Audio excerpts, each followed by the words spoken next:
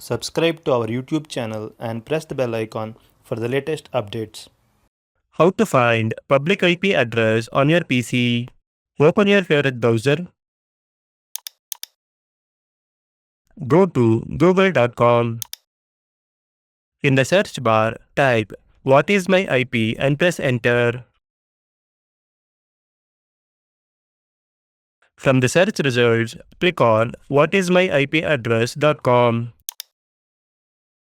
On this website, you will see both of your public IP address and your local IP address. Along with your IP address, the website also shows details about your internet service provider and other connection information. This is how you can find your public IP address on your PC. Thank you for watching.